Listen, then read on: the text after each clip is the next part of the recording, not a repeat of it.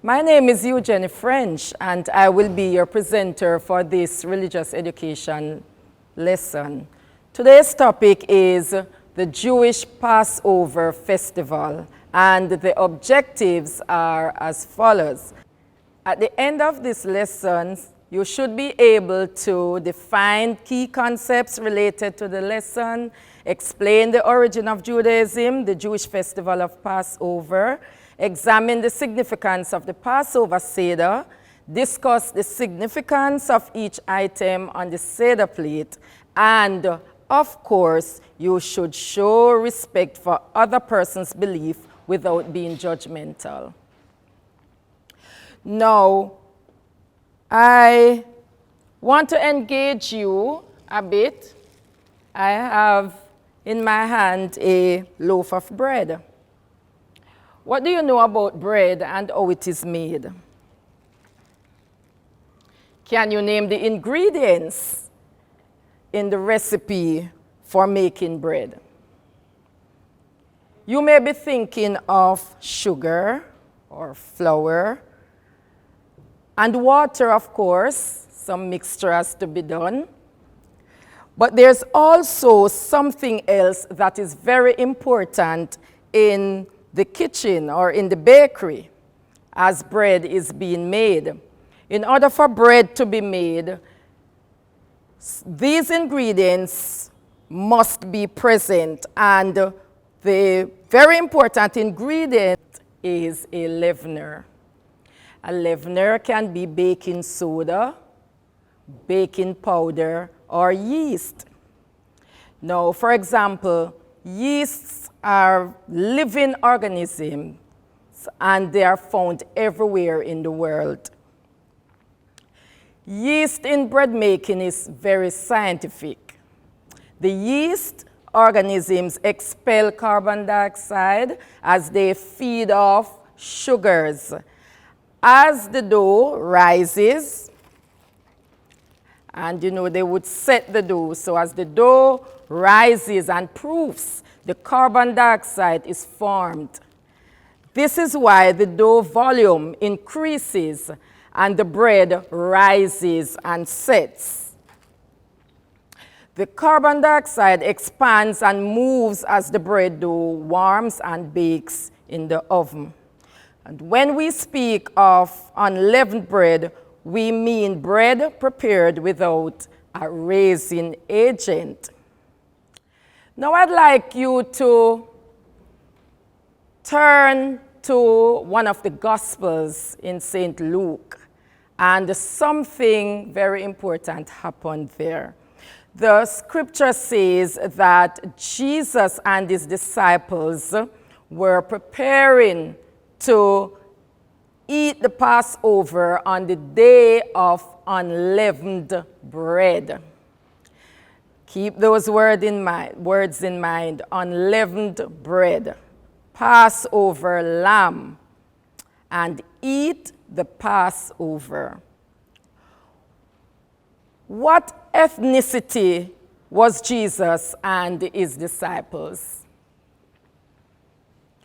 I know that one bright student would come up with the answer, and the answer would, of course, be a Jew. They were Jewish. So why was it important for these Jewish men to observe this event? Well, this festival is tied to the history of the Jews. In fact, it was an instruction from Yahweh himself. Now, at Passover, unleavened bread is a feature at that dining table. Let us look for a while at the origin of Judaism. Judaism is a monotheistic religion dating back nearly 4,000 years ago, where Jews see themselves as God's chosen people. They believe that their God Yahweh made a special covenant with Abraham, who uprooted his family and went to Canaan, the land where God directed him. And so God promised that he would bless Abraham and made his name great if Abraham would obey him. The covenant was later renewed with his son Isaac and later his grandson Jacob.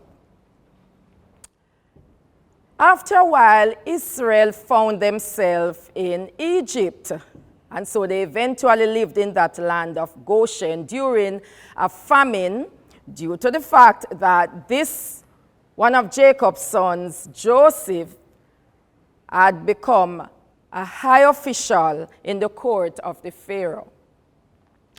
But now that they had become so numerous, the Pharaoh feared their presence and he made them slaves.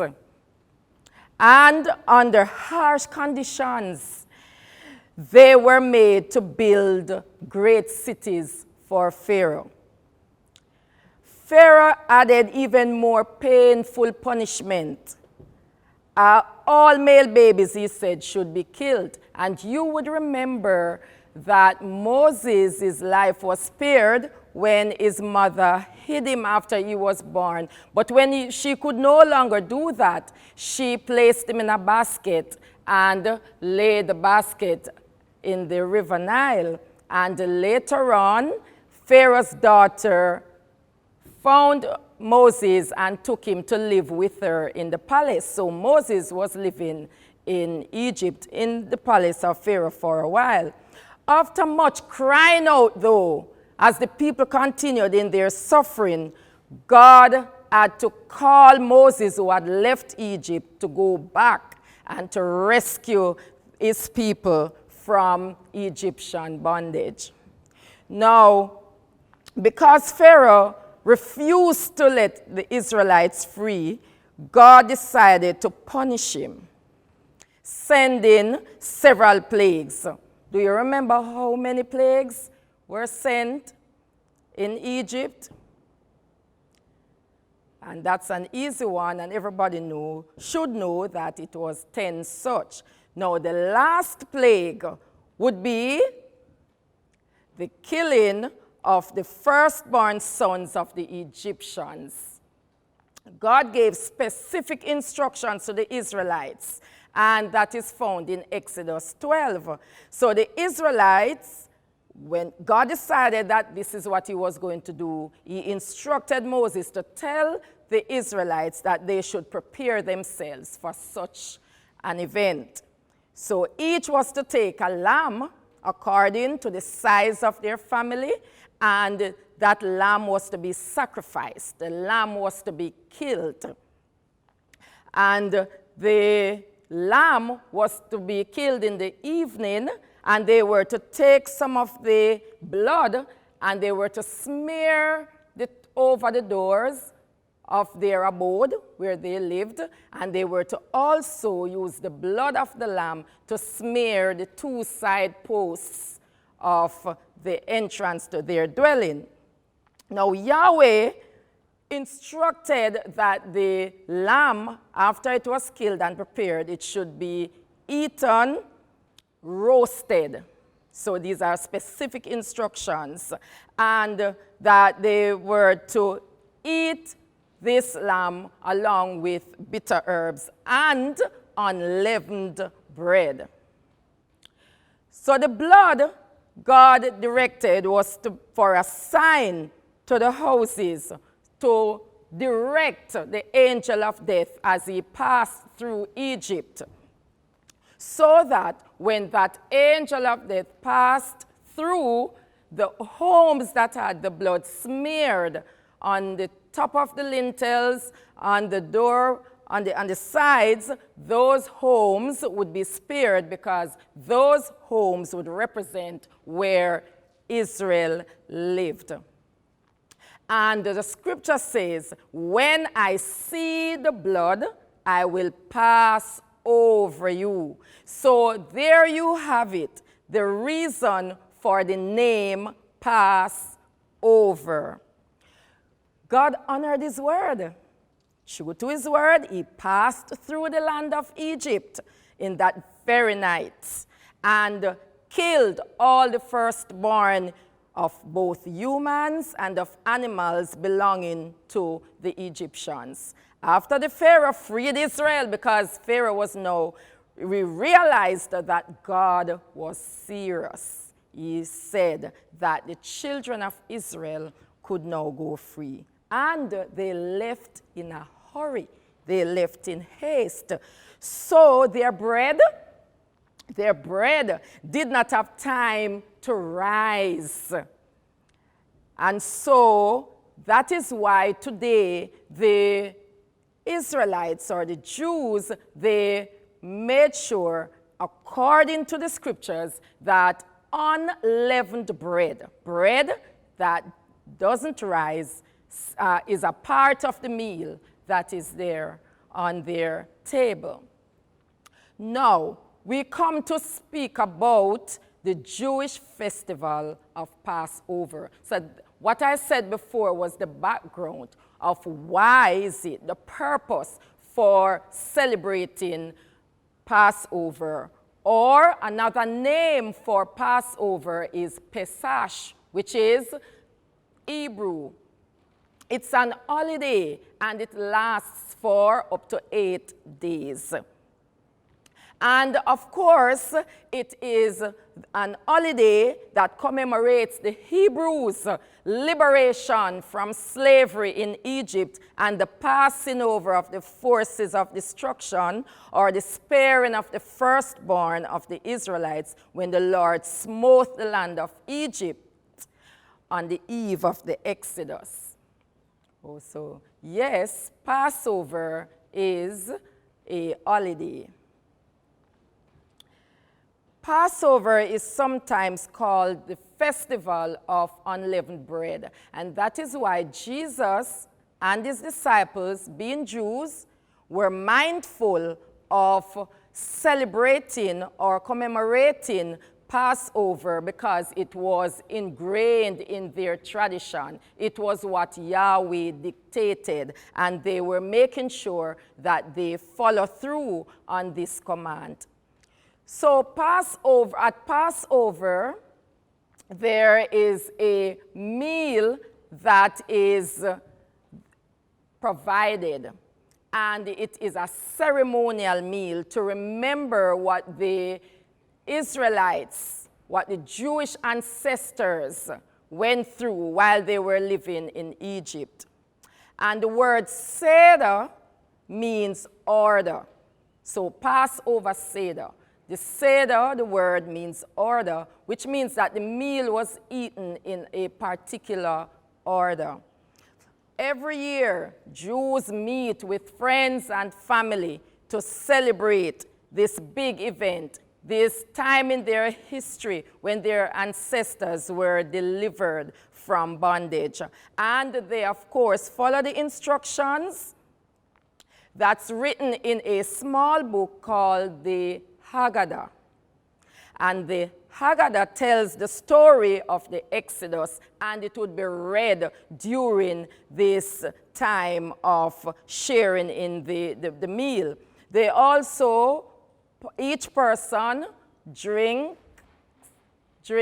4 cups of wine, and they would, of course, eat matzvah, which is the unleavened bread, flat cakes, and they would also search for any leaven that's in the house. They would make sure, the father's duty is to make sure the house is cleared of any leaven. All right? As a part of making sure that they have no kind of corruption or what we would call sin or anything that is not righteous. Now, as you would have heard before, each item on the Seder plate has a symbolic reason for being there. Now, I'm going to itemize each one. Bitter herbs represent the bitterness of slavery, the harsh conditions under which the people worked. The haroset, that's a mixture of applesauce, wine, nuts, apples. It's a paste-like mixture, and it represents the mortar that the Jews used to make Pharaoh's cities. Now, there are two items on the Seder plate that's not eaten. Can anyone think of those two items? Do you remember what those two items are?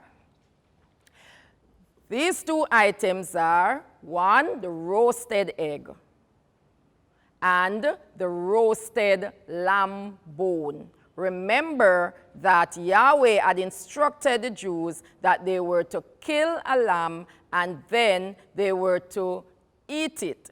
So on the plate would be a reminder of that sacrificial animal that was killed. And the lamb bone represents, yes, the animal that was killed, and the roasted egg is a sign, you know, on the inside there is hope. There is hope for new life and blessings, even though on the outside it looks as if there is adversity. There's also greens. Often parsley is used, and the parsley represents springtime. Also placed on the table are 3 pieces of matzah. What's another term for matzah? You guessed right. It is unleavened cakes, flat wafers, or flat biscuits, cracker-like unleavened bread. And this bread represents the Israelites when they had to flee Egypt in haste. So their dough did not get time to rise. They remember that event, and they carry it forward every year and place that item on the table to remember how Yahweh was good to them. There's also salt water. Wow, salt water. What do you think the salt water represents on the table? Yes, it represents the tears of the slaves, how they cried, how they called out to God for him to come and rescue them. Also on the table is a wine glass that's called the Kiddush cup, and the Jews believe that the prophet Elijah's spirit will visit at Passover. So whenever they meet for a meal, that cup would be there. So we've come to the end of another interesting lesson, but how much do you remember of what I have taught you today? I hope that you will be able to answer these questions because they are pretty easy. The first question is, what is another name for Passover?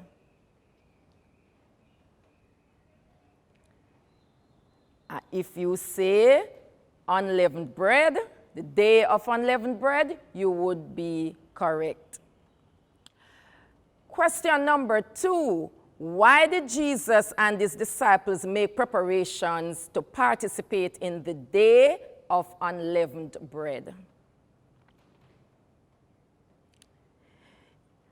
Okay, yes, they were Jews, and it was very important because Yahweh had instructed them to do so. The third question, the day of unleavened bread or Passover coincide with the time when Jesus was crucified. What is the symbolism of eating the Passover lamb and Jesus' death for the sins of the world?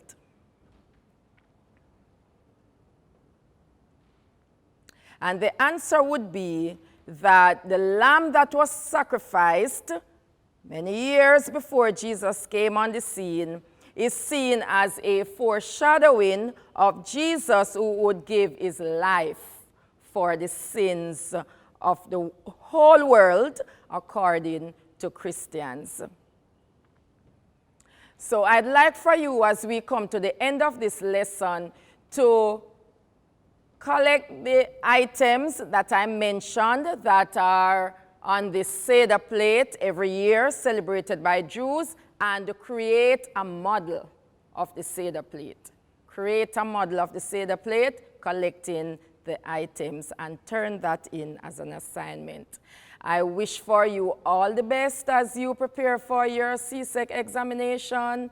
I hope that you are doing a lot of reading into the content, and I just encourage you to stay safe, stay in, and keep your social distance. Blessings.